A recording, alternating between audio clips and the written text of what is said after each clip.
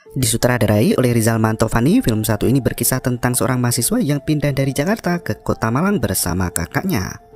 Mereka menempati kosan yang terlihat nyaman, murah, dan pemiliknya sangat ramah.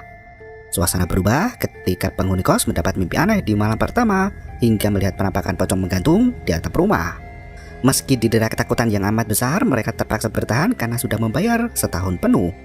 Seiring berjalannya waktu, rahasia kelam mulai terungkap. Harga miring ternyata bukan satu-satunya bayaran jika ingin tinggal di dalam bangunan megah itu. Mereka justru membayar lebih dengan menyerahkan nyawanya sendiri. Akankah ia selamat dari teror kos angker Bu Astri? Berikut ceritanya. Malam itu, Yamin memberikan nasi goreng pesanan Bobby yang meringkuk sendirian di kamar kos. Mereka baru saja pindah ke kos Bu Astri, namun Bobby merasakan ada hawa mistis yang sangat kuat. Ia takut untuk keluar dari kamar dan meminta Yamin tidur bersamanya. Tepat jam 2 dini hari, Bobby terbangun saat mendengar suara aneh di halaman belakang rumah. Ia bergegas pergi ke tempat itu untuk memeriksa apa yang terjadi. Yamin ikut terbangun saat suara cangkul terdengar menghantam tanah. Yamin ternyata begitu melihat Bobby berada di kebun belakang rumah sibuk mencangkul tanah. Ia lari membawa senter di mana Bobby langsung meminta bantuan Yamin untuk ikut menggali. Cepat. Mereka menggunakan tangan kosong untuk mencari tahu apa yang terkubur di dalam sana. Tak disangka bungkusan kain kafan terlihat masih baru dan berisi jasad Bobby sendiri. Kiki aku, Min. Pemuda itu terbangun dari mimpi buruk yang mengerikan itu dengan tubuh berkeringat dingin. Bobby langsung menyimpulkan bahwa mimpinya itu adalah pertanda jika dirinya akan segera mati. Pagi itu, Lena sudah tiba di terminal Arjosari Malam untuk mengenyam pendidikan tinggi setelah lulus SMA. Sesampainya di terminal, ia menelpon orang tua sambil menunggu dijemput sang kakak yang bernama Ben Hur. Ayah Lena sampai emosi karena dari tadi Ben Hur tak bisa dihubungi. Sang ayah merasa kecewa dengan anak laki-lakinya yang tak kunjung lulus kuliah dan memilih untuk menjadi mahasiswa abadi. Ben Hur mendengar semua percakapan itu di telepon dan hanya bisa diam berdiri di belakang adiknya. Ben Hur langsung membawa Lena ke kosan di rumah Bu Astri. Aku senang dia bisa kuliah di sini. Akhirnya bisa bareng-bareng lagi sama kakak. Sang pemilik kos sudah menunggu di depan rumah. Bu Astri sendiri yang mengantar Lena menuju ke kamar kos di lantai 2. Ia menjelaskan penghuni rumah itu ada 10 orang yang terdiri dari mahasiswa maupun pekerja. Yuk, ibu tunjukkan. Ada mahasiswa, ada pekerja. Rian, anak Bu Astri, juga membantu pekerjaan di kos untuk merawat rumah dan memeriksa jika ada kerusakan. Sementara Bu Astri sendiri tinggal bersama suaminya Pak Wiryo dengan rumah yang tak jauh dari tempat kos-kosan. Sesampainya di kamar, Lena langsung mendapat teman kos baru bernama Rina. Adiknya Ben Hur. Lena merasa beruntung bisa ngekos di tempat itu karena rumahnya mewah, terawat, dan sangat murah. Rina mengajak Lena pergi ke ruang tengah agar bisa mengenalkannya pada penghuni kos lainnya. Saat menunggu, Lena sempat mendengar obrolan Bobby dan Yamin yang bersikeras hendak pindah kos-kosan. Bobby masih sangat ketakutan dengan mimpinya semalam. Ia mendesak Yamin untuk ikut pindah dengannya atau setidaknya kembali pulang ke Jakarta. Pindah. Aku orang ono duit, Bob. Rina kembali dengan membawa 2 teman lain yaitu Hani dan Eka. Selain mereka ada juga Aryo, Dela, dan Nadia yang saat itu tidak ada di kosan karena sedang bekerja. Rina menjelaskan kebiasaan di kos Bu Astri bahwa dalam seminggu sekali mereka makan malam bersama keluarga Bu Astri. Malam harinya Lena bersama teman-teman barunya pergi ke rumah Bu Astri untuk mengikuti jamuan makan bersama. Setelah semua berkumpul di teras rumah, Pak Wiryo langsung mempersilahkan masuk. Di waktu yang sama, Yamin masih membujuk Bobby untuk ikut makan seperti biasanya. Meski masih ketakutan, Bobby terpaksa mengikuti sajian makan malam itu agar tidak menimbulkan kecurigaan. Mereka menyajikan rawon dengan potongan daging yang besar untuk anak kosan. Sementara Bu Astri dan Pak Wiryo tidak menyantap sajian yang sama dengan alasan vegetarian. Mereka menyambut Lena sebagai anak kos baru di sana dan memberi nasihat agar semua betah berada di kos Astri. Sebelum mulai makan, Astri meminta anak-anak untuk berdoa menurut kepercayaan masing-masing. Lena tertegun mendengar doa Bu Astri yang berulang kali mengatakan tetap 10, semoga sehat selalu. Tetap sedoso, mugi tansah diparingi kasarasan. Rina berbisik di telinga Lena jika Bu Astri memang selalu mendoakan semua anak di kosnya agar selalu sehat dan rukun. Selesai berdoa, mereka langsung menyantap makanan di piring masing-masing. Tak berselang lama, Bobby merasakan mual yang teramat berat. Ia muntah di tempat dan lari masuk ke dalam kamar. Pak, Yamin ikut menyusul Bobby untuk memastikan kondisi kesehatan temannya itu. Sementara Lena langsung mengetahui ada hal aneh dengan sosok pemilik kos yang bernama Bu Astri. Selesai santap malam, semua anak kos pamit menuju ke kamarnya masing-masing. Lena tak sengaja meninggalkan ponselnya di atas meja makan. Ia pun kembali ke ruang makan dan melihat Bu Astri sedang berjalan ke samping rumah sambil membawa piring kotor. Lena sempat curiga, namun ia bergegas kembali ke dalam kamar. Di malam pertama itu, Lena tak bisa tidur meski hari sudah larut malam. Ia mendengar suara dari luar kamar dan bergegas memeriksa. Ternyata Yamin sibuk merawat Bobby yang demam tinggi. Lena ikut membantu menyiapkan air hangat untuk mengkompres kening. Anehnya Bobby merintih ketakutan sambil berkata ada yang mengetuk jendela. Yamin berusaha menenangkan Bobby dan berkata jika semua itu hanya mimpi. Bobby justru berkata jika di kebun pisang ada banyak pocong gantung yang tidak menapak tanah. Ia membujuk Yamin untuk segera pindah dari kosan Bu Astri sebelum mereka semua mati satu persatu. Karena Yamin dan Lena tidak percaya, Bobby langsung keluar dari kosan menuju ke parkiran. Ia bersikeras hendak pergi menggunakan sepeda motor meski hari sudah larut malam. Bu Astri sampai membujuk Bobby untuk bertahan semalam di kos dan pulang besok pagi. Naasnya, Bobby tetap ngeyel dan nekat pergi saat itu juga. Bu Astri dan Pak Wiryo makin panik mencari keberadaan putra mereka Rian. Tak disangka Rian menderita kejang-kejang parah dengan kulit tangan yang melepuh dan bernanah. Pagi harinya semua anggota kosan Bu Astri merasakan sakit di tempat yang berbeda-beda. Lena mengeluh sakit kepala sementara Ben-Hur mendadak sakit gigi. Begitu juga dengan Yamin dan anak kos lainnya. Lena pergi ke rumah Bu Astri untuk meminta obat sakit kepala. Saat mencari ibu kos, Lena melihat keluarga Bu Astri sedang berkumpul di kamar Rian. Tubuh pemuda itu terlihat penuh luka dan merintih kesakitan. Melihat Lena di sana, Pak Wiryo menyapa gadis itu sembari bertanya ada keperluan apa. Lena mengaku sakit kepala dan tidak minta obat. Pak Wiryo bergegas memberikan obat pusing dan kembali merawat Rian di dalam kamarnya. Malam harinya, Lena memberikan bubur untuk Ben-Hur yang tak bosan mendekam di dalam kamar. Samar-samar terdengar suara kucing yang berteriak dari kebun pisang belakang kosan. Lena bergegas mencari keberadaan kucing Bu Astri yang bernama Selamat itu. Dengan penerangan seadanya, Lena membawa ponsel genggam untuk menyusuri kawasan kebun pisang itu. Tak disangka, sosok pocong gantung tampak bertengger di ujung pisang. Meski menjadi tempat bersandarnya jasad pocong, pohon pisang itu sama sekali tidak patah ataupun merunduk. Lena tak bisa berpikir lagi hingga tubuhnya ikut membeku. Seketika itu, Ben-Hur bisa merasakan firasat tak tenang begitu mendengar suara teriakan Lena di halaman belakang. Bersama Rina dan Yamin, mereka mencari keberadaan Lena yang menengok sendirian di bawah pohon pisang. Lena dibawa masuk ke rumah kos meski kondisi gadis itu masih gemetaran. Lena berkata jika ia baru saja melihat penampakan pocong gantung. Ben-Hur berusaha menenangkan Lena dan berkata jika semua itu hanya halusinasi Lena saja. Yamin teringat dengan cerita Bobby yang juga melihat pocong gantung di kebun pisang. Ben-Hur tak mau adiknya sampai ketakutan. Ia menegaskan bahwa selama 6 tahun berada di kosan itu ia tak pernah melihat penampakan apapun di sana. Ben-Hur melarang adik-adiknya untuk membicarakan pasal hantu di tempat tinggal mereka itu agar tidak mengundang hal yang tidak diinginkan. Rina menemani Lena tidur di kamar dan meminjam kamar mandinya. Saat hendak membersihkan kaki setelah berjalan di kebun, Rina mulai mendapat gangguan mistis. Tirai buram kamar mandi itu bisa terbuka dengan sendirinya meski sudah ditutup berulang kali. Rina mengabaikan kejadian poltergeist itu dan melanjutkan cuci kaki. Nasnya gangguan semakin intens hingga lampu kamar mandi ikut mati. Di sudut ruangan itu, Rina bisa melihat sosok pocong yang berdiri dengan menatapnya dengan sorot mata tajam. Pocong itu melayang mendekati Rina hingga gadis itu bergegas menutup tirainya. Rina menunggu dengan rasa cemas dan menyesakkan di dada. Seketika itu, Lena terbangun mendengar teriakan itu dan berlari menuju ke kamar mandi. Rina sudah menangis sesenggukan dengan kedua tangan menutup kepala. Rina mengaku melihat pocong yang sama seperti yang dilihat oleh Lena di halaman belakang kosan. Pagi harinya, Lena dan Rina pergi ke kampus bersama sambil menceritakan penampakan pocong yang muncul di kos tadi malam. Ben-Hur justru tertawa mendengar pengakuan Rina yang diperlihatkan dengan penampakan yang sama. Sepulang kuliah, Lena mendapat telepon dari ayahnya untuk minta pindah kos. Ia merasa tidak nyaman berada di kosan angker itu karena sudah banyak teror yang terjadi.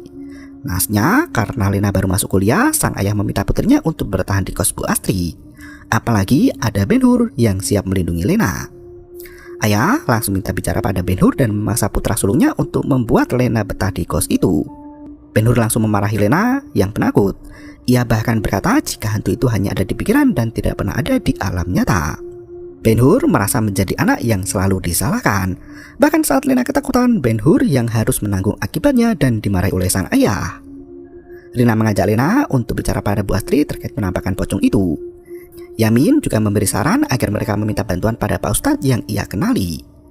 Malam harinya, anak kos kembali makan bersama di rumah Bu Astri. Menu malam itu masih sama, yaitu rawon daging sapi. Saat itu, Rian tidak ikut makan karena sedang tidak enak badan. Bu Astri menghela nafas panjang dan memohon bantuan anak-anak supaya kamar kos mereka penuh lagi. Setelah Bobi nekat pergi, Bu kos Astri kosong, satu kamar dan penghuninya tidak lengkap 10. Hal itu membuat Rian sakit-sakitan dengan penyakit yang misterius dan tak bisa diobati. Selesai makan, Rina, Lena, dan Yamin meminta izin pada Bu Astri dan Pak Wiryo untuk membawa Ustadz ke kos mereka itu. Bu Astri langsung menolak dan berkata jika kosannya itu tidak ada angker-angkernya sama sekali. Mereka bahkan mengaku tidak pernah melihat penampakan apapun selama tinggal di sana. Sebagai permohonan maaf, Lena menawarkan diri untuk membantu mencuci piring. Bu Astri justru berkata jika ia tidak suka piringnya disentuh oleh orang lain. Ibu nggak suka piring-piring ibu disentuh. Lena dan Rina melenggang pergi ke kosan sambil membicarakan keanehan pada Bu Astri.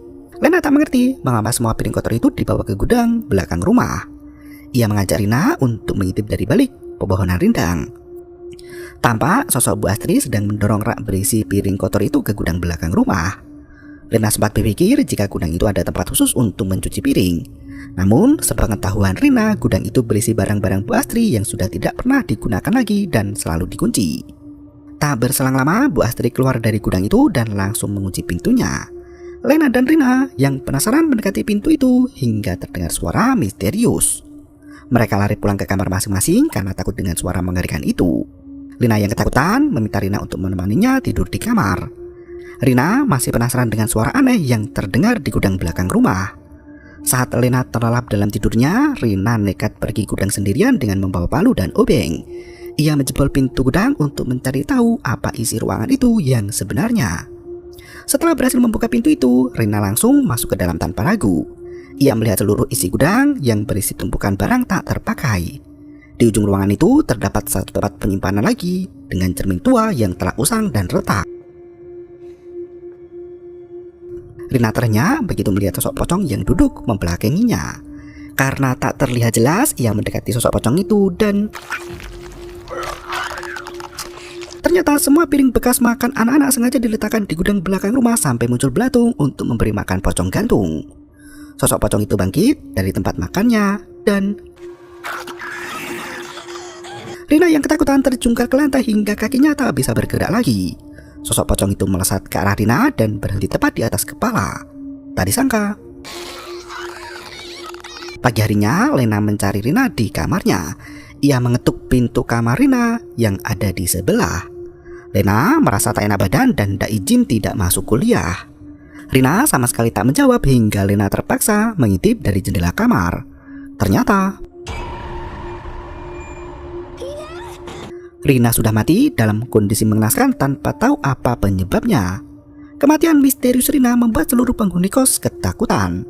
Tim medis yang melakukan otopsi menjelaskan bahwa kematian Rina disebabkan oleh serangan jantung yang mendadak. Anehnya Rina tidak ada riwayat sakit jantung dan usianya tergolong masih sangat muda. Meski sudah dibawa ke rumah sakit, tim medis pun tak bisa menyelamatkan nyawa Rina. Suasana duka hari itu menambah kegelisahan di hati Lena. Orang tua Rina menjemput jasad putrinya dengan tangis histeris. Pagi berikutnya, Lena meminta Yamin untuk menemaninya bertemu Bu Astri. Ia menjelaskan tentang suara aneh yang berasal dari gudang belakang rumah. Lena yakin kematian Rina ada kaitannya dengan gudang itu. Lena meminta izin untuk masuk ke gudang dan mencari tahu apa yang sebenarnya terjadi. Bu Astri dan Pak Wiryo berusaha menghalangi dan berkata jika suara itu berasal dari tikus yang sedang mencari makan. Apalagi Bu Astri selalu menyimpan piring kotor di dalam gudang sebelum dicuci keesokan harinya. Rian terdengar berteriak memanggil ibu dan ayahnya. Bu Astri dan Pak Wiryo langsung menyambangi kamar putra sematawayang. Lena dan Yamin ditinggalkan begitu saja tanpa kejelasan. Sementara itu, kondisi Rian semakin memburuk dengan kulit melepuh penuh nanah. Bu Astri membasuh luka di tubuh putranya itu sambil membaca mantra berulang kali. Kalimat mantra yang selalu ia doakan yaitu tetap 10, semoga sehat selalu. Tetap sedoso, mugi tansah diparingi kasarasan. Pak Wiryo mulai mencari cara untuk menyembuhkan putra satu-satunya itu. Ia mengenakan topi coklat muda dan pamit pada istrinya karena sudah masuk pada waktunya. Wis semestine. Di tempat lain, Yamin mengirim pesan email pada Bobby karena ponselnya rusak. Ia hendak mengetahui kabar dari mantan teman kosannya itu yang tak kunjung kembali ke Malang. Yamin menceritakan kondisi Rian dan keluarga Bu Astri yang bertingkah aneh sejak Bobby meninggalkan rumah. Malam harinya, Lena melihat Pak Wiryo pulang tergopoh-gopoh dan bergegas pergi lagi. Gadis itu menyelinap masuk ke rumah Bu Astri dan mengintip ke area dapur. Lena bisa melihat dengan jelas saat Bu Astri mencacah daging tikus hingga berwarna merah padam. Lena yang ketakutan berlari pulang ke kosan dan menceritakan semua yang dilihatnya pada Ben Hur. Lena membujuk kakaknya untuk keluar dari kosan itu dan mencari tempat hunian baru yang lebih aman. Ben Hur justru marah pada adiknya itu.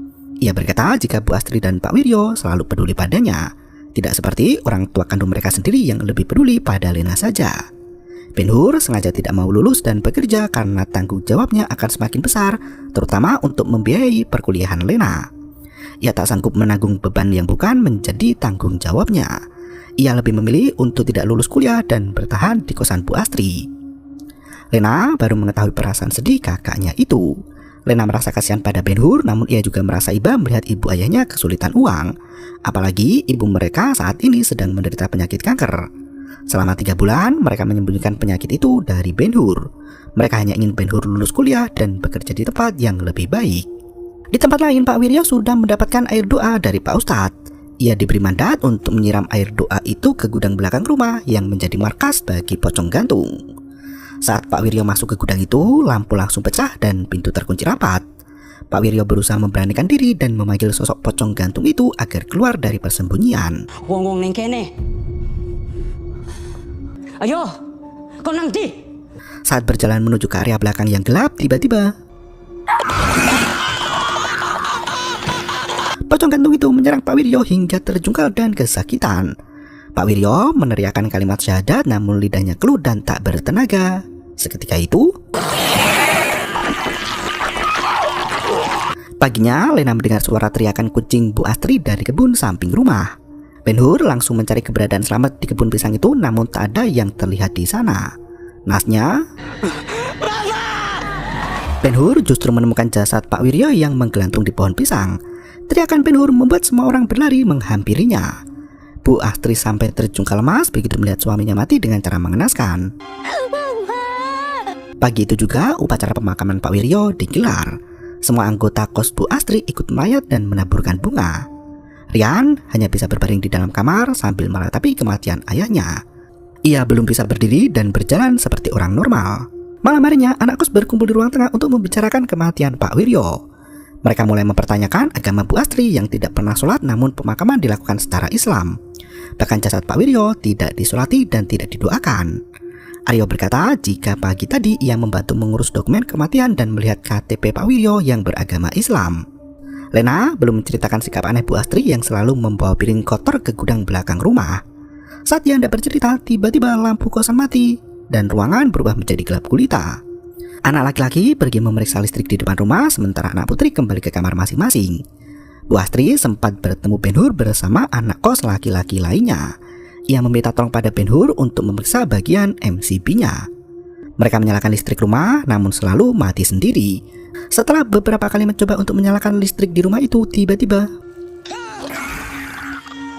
pocong gantung terlihat duduk di atas mobil Bu Astri yang terparkir di garasi. Bu Astri yang menunggu di depan pintu garasi hanya bisa berteriak ketakutan hingga pintu garasi itu tertutup dengan sendirinya. Kini giliran Ben Hur bersama Aryo, Eka, dan Yamin yang harus berhadapan dengan pocong gantung itu. Setelah beberapa kali dobrakan, akhirnya mereka berhasil keluar dari garasi dan melaporkan penampakan pocong pada Bu Astri. Sementara itu, anak kos putri masih berkumpul di satu kamar untuk saling menguatkan satu sama lain. Hani dan Dela berinisiatif untuk menyusul anak laki-laki yang tak kunjung kembali ke kos-kosan.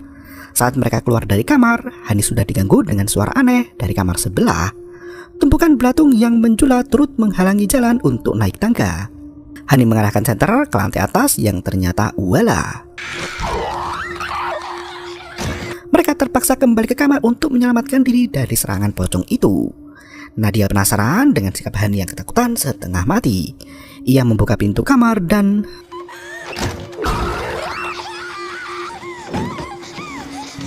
di tempat lain, Ben Hur berusaha menenangkan Bu Astri yang masih syok berat dengan penampakan pocong gantung. Lena bersama teman kos lainnya lari keluar dari persembunyian dan menyusul Ben Hur di garasi. Mereka menceritakan penampakan pocong yang tampak di dalam kamar kos. Pagi harinya, Aryo dan Eka sudah bersiap untuk pergi dan memasi barang pribadi. Ben Hur menasihati Aryo untuk pamit dulu ke Bu Astri sebelum pindah kosan. Eka menegaskan bahwa mereka tidak mau bernasib seperti Rina dan Pak Wiryo yang mati dengan cara mengenaskan.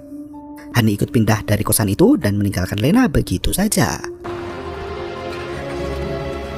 Setelah teman-temannya pergi, Lena mengirim pesan ke orang tua agar ia bisa segera pindah kos juga.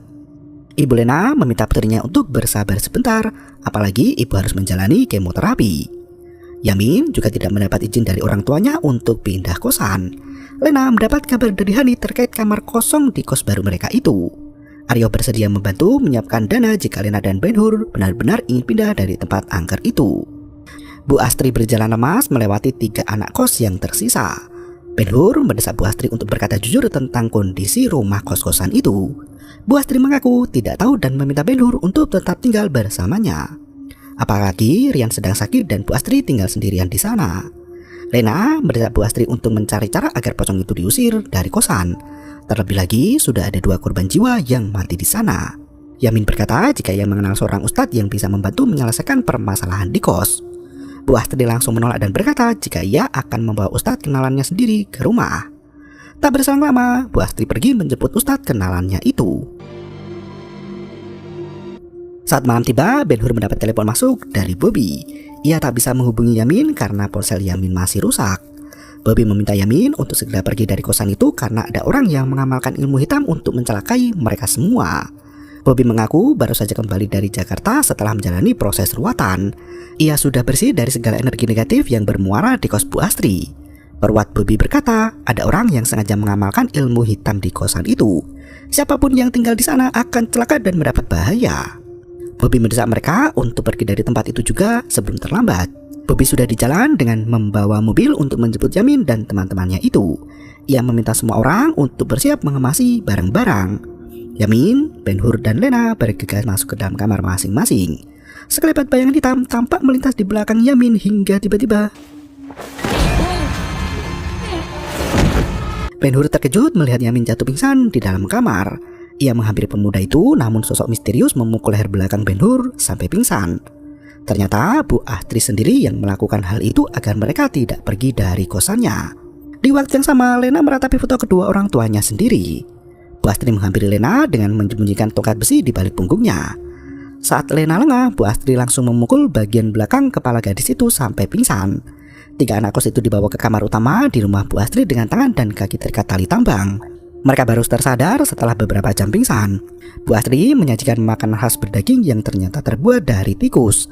Ia sengaja menyuapkan makanan itu ke mulut anak kos agar ditelan sampai habis. Ibu main ilmu hitam. Benar yang dikatakan Bobby, ternyata selama ini Bu Astri sendiri yang mengamalkan praktek ilmu hitam agar bisa menyelamatkan Rian yang sakit keras. Astri bahkan menganggap ilmu hitam itu sebagai agama yang harus dipatuhi dan ditaati. Sambil menyodorkan makanan kepada Ben Hur, Astri menjelaskan bahwa semua makanan yang ia sajikan adalah bentuk persembahannya pada iblis. Setiap sisa makanan yang sudah bersentuhan dengan kulit manusia akan menjadi santapan lezat bagi pocong gantung yang gemar menghisap sukma manusia. Sosok Astri yang semula lembut bagaikan ibu peri kini berubah menjadi penyihir bengis yang kejam. Ia menceritakan kejadian 22 tahun lalu saat Bu Astri masih muda. Saat itu ia kehilangan keluarga dan harta kekayaan. Bersama Pak Wiryo ia menemukan kehidupan baru dan keluarga baru di desa itu. Mereka adalah penyembah iblis yang selalu melakukan ritual untuk menunjukkan kesetiaan pada sosok pocong gantung. Tepatnya di tengah hutan, warga desa menyerahkan seluruh hidup dan mati mereka untuk sang iblis. Kedatangan Bu Astri dan Pak Wiryo disambut dengan sangat baik. Mereka terpikat dengan kebaikan warga desa yang memberi segala apapun keinginan Bu Astri, termasuk si anak lanang, Rian. Sebagai bayaran dari terkabulnya doa, Bu Astri harus menyiapkan 10 piring dengan sisa makanan dari 10 orang yang berbeda. Jika kurang dari 10, maka penyakit Rian akan semakin parah. Untuk menghentikan siksaan iblis pada Rian, Astri harus menyembahkan 4 nyawa sebagai pengganti. Awalnya ia hendak membunuh Bobby, namun rencananya terlambat dan Bobby keburu pergi. Untungnya ada Rina yang menyerahkan diri pada pocong gantung dan mati sebagai tumbal. Astri tahu bahwasanya Bobby akan kembali ke kos itu untuk menjemput teman-temannya. Ia bersiap di gerbang depan untuk menumbalkan Bobby seperti rencana awal. Setelah membunuh Bobby, kini giliran Yamin, Ben-Hur, dan juga Lena. Yamin dibius sebelum tubuhnya diseret masuk ke ruang persembahan iblis. Ben-Hur dan Lena ditinggalkan berdua di kamar itu. Ben-Hur meminta maaf pada Lena karena ia terlalu egois dan tidak mau pulang ke rumah. Ia tidak tahu jika ibunya menyembunyikan penyakit kankernya selama ini. Lena harus menanggung semua kesulitan hidupnya sendiri selama berada di Jakarta hingga ia menyusul kakaknya ke Malang. Ben-Hur berjanji akan melindungi Lena dan mencari jalan keluar agar mereka bisa bebas dari jebakan Bu Astri. Samar-samar terdengar suara Rian berteriak ada gunting di atas meja rias. Ben-Hur merayap mendekati meja rias dan menggunakan gunting itu untuk melepaskan diri. Sebelum pergi dari rumah Astri, Ben-Hur bersikeras hendak menyelamatkan Yamin yang masih dalam dekapan Bu Astri. Rian memanggil mereka berdua dan berkata jika Yamin dibawa ke gudang belakang rumah. Ben-Hur dan Lena berpencar untuk mencari rahasia di gudang yang kotor itu.